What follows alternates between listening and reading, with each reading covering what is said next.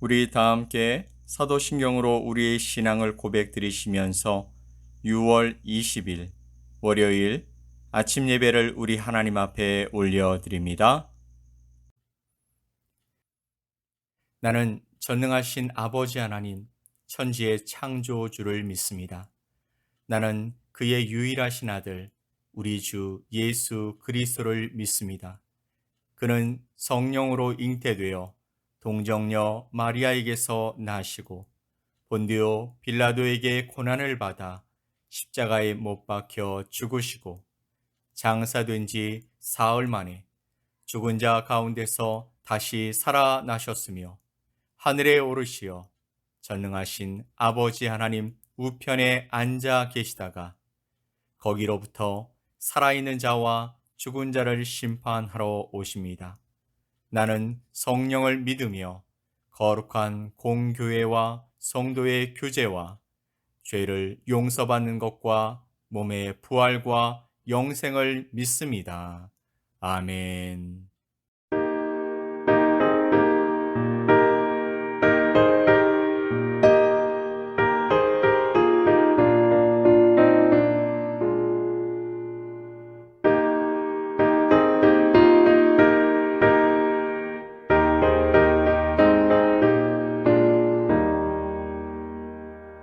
정결하게 하는 셈이 나의 앞에 있다.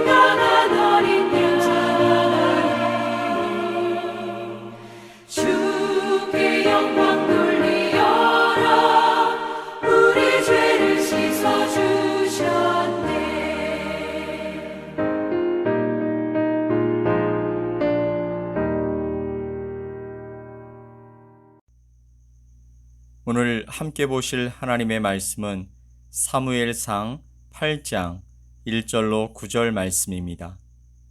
사무엘상 8장 1절로 9절 말씀을 우리 함께 보겠습니다.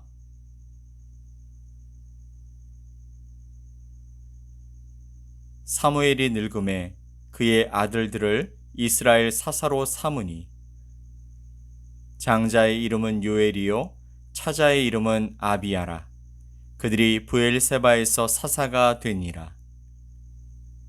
그의 아들들이 자기 아버지의 행위를 따르지 아니하고 이익을 따라 뇌물을 받고 판결을 굽게 하니라. 이스라엘 모든 장로가 모여 라마에 있는 사무엘에게 나아가서 그에게 이르되 보소서 당신은 늙고 당신의 아들들은 당신의 행위를 따르지 아니하니 모든 나라와 같이 우리에게 왕을 세워 우리를 다스리게 하소서 한지라. 우리에게 왕을 주어 우리를 다스리게 하라 했을 때에 사무엘이 그것을 기뻐하지 아니하여 여호와께 기도하매 여호와께서 사무엘에게 이르시되 백성이 내게 한 말을 다 들으라. 이는 그들이 너를 버림이 아니요 나를 버려 자기들의 왕이 되지 못하게 함이니라. 내가 그들을 애굽에서 인도하여 낸 날부터 오늘까지 그들이 모든 행사로 나를 버리고 다른 신들을 섬김같이 내게도 그리 하는도다. 그러므로 그들의 말을 듣되 너는 그들에게 엄히 경고하고 그들을 다스릴 왕의 제도를 가르치라. 아멘. 위대한 사사요 제사장인 사무엘도 늙었습니다. 그러자 백성들의 걱정은 이만저만이 아니었습니다. 사무엘이 죽고 난 뒤 이스라엘의 지도자는 누가 될 것이며 이스라엘의 앞날은 어떻게 될 것인가 하는 것이었습니다. 그런데 사무엘에게는 두 아들이 있었죠. 첫째 아들은 요엘이고 둘째는 아비야인데 그들은 브엘세바에서 사사로 인정을 받았습니다. 전통으로 보면 그의 아들들이 나라를 이끄는 것이었으나 백성들은 그 아들들을 신뢰하지 않았습니다. 그들은 아버지처럼 행하지 않고 사람들로부터 뇌물을 받고 판결하는 자들이었기 때문입니다. 그래서 이스라엘의 모든 장로들이 함께 모여 라마에 있는 사무엘에게로 나아왔습니다. 당신은 늙었고 당신의 아들들은 당신을 닮아 선을 행해야 하는데 그렇지 않습니다. 그러니 주변의 여러 나라가 그러하듯 우리에게 왕을 세워 그가 우리를 다스리게 해 주십시오. 이 말을 들은 사무엘은 그런 요구는 이방의 풍습이라 하나님이 좋아하지 않을 것을 알았지만 하나님께 여쭈어 보겠고 그리고 답을 주겠다라고 말합니다. 사무엘은 하나님께 기도했습니다. 그리고 하나님께서 사무엘에게 말씀하시기를 백성들의 요구를 다 들어주어라. 그들은 너를 버리는 것이 아니라 나를 버려 내가 그들의 왕이 되는 것을 원치 않는 것이다 라고 말씀해 주십니다. 그리고 덧붙여서 말씀하시기를 내가 이스라엘 백성을 애굽에서 인도하여 낸 날로부터 지금까지 모든 행사에서 나를 버리고 이방 신들을 섬김같이 너에게도 이렇게 행하는구나. 이제 그들의 말을 들어주어라. 그러나 왕이 다스리게 될 때 어떤 일이 벌어지게 될지 경고해 줘라 라고 말씀하셨습니다. 실제로 사무엘의 아들들 요엘과 아비야는 아버지 사무엘을 보고 자랐습니다. 그런데 왜 아버지처럼 청렴하게 백성들을 다스리지 않고 뇌물을 받았을까요? 여러분, 선이란 자동적으로 유전되는 것이 아닌 것 같습니다.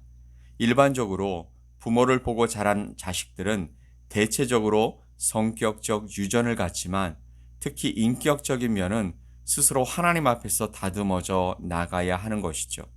부모의 좋은 점을 보고 배우고 그렇지 않은 점은 자신에게는 철저히 나타나지 않도록 훈련되어져야 한다라는 것입니다. 우리는 이런 형태를 종종 봅니다. 이스라엘의 초대 제사장인 아론의 아들 나답과 아비후는 하나님께 제사를 드릴 때 제단에 붙일 불을 아무 데서나 가지고 오다가 하나님의 진노를 사 불에 타 죽었습니다. 그리고 사무엘의 스승인 엘리 제사장의 아들 홈니와 비누아스는 제단에 드려질 제물을 갈취하고 또 방탕한 생활을 함으로 하나님의 진노를 사서 전쟁에 나가 전사했습니다.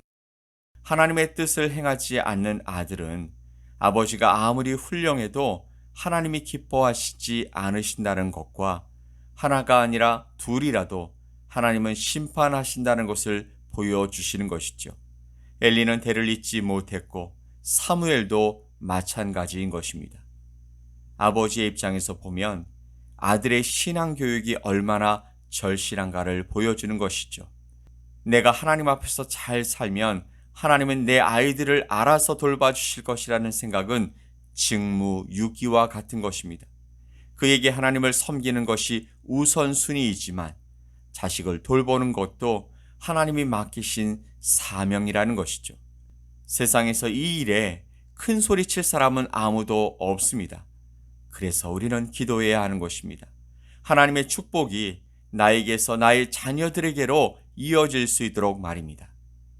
사람은요, 항상 더 좋은 곳에 눈길이 가고 다른 사람의 것이 더 좋아 보이는 특이한 성향을 가지고 있습니다. 그래서 옛말에 남의 떡이 더 커 보인다라는 말이 있는 것이죠. 이스라엘 백성들은 하나님의 은혜 가운데 애굽에서 해방되어 나왔습니다. 하지만 광야에서 하나님의 인도하심을 받으면서도 과거 자신들이 종살이했던 그 눈에 보이는 거대한 애굽을 그리워했습니다. 그리고 출애굽 40여년 만에 가나안 땅에 입성해서 그 땅을 차지하게 됩니다. 하지만 그 주변 나라 블레셋, 모압, 암몬, 에돔 등은 모두 왕들의 지배를 받고 있는 것을 보고 부러워했던 것입니다. 세상의 왕들이 늘 그렇듯 자신을 섬기게 하기 위해서 자신을 위대하게 보일 필요가 있었습니다. 왕관을 쓰고 멋진 옷을 입고 주위의 호위 군사들을 거느린 모습은 대단해 보였을 것입니다. 그에 비해서 어려움이 생기면 지명을 받게 되어지는 사사는 아무런 권세를 가지지 않고 단지 의용군을 이끄는 전사로 또 이스라엘 나라 내에서 일어나는 사건의 재판관으로 그 역할을 다했습니다. 그러니까 겉으로 보면 다른 나라에 비해서 아직 안정이 되지 않았고 초라해 보이는 것은 당연한 일일 것입니다. 사실 이렇게 사사를 통한 통치를 지시하신 것은 하나님이 진정한 그들의 왕이고 각 지파의 장로나 사사들은 하나님의 종으로서 그 사명을 감당하는 것이기 때문이었죠. 사람들은 눈에 보이는 것으로 비교하고 나타난 것을 전부로 생각합니다.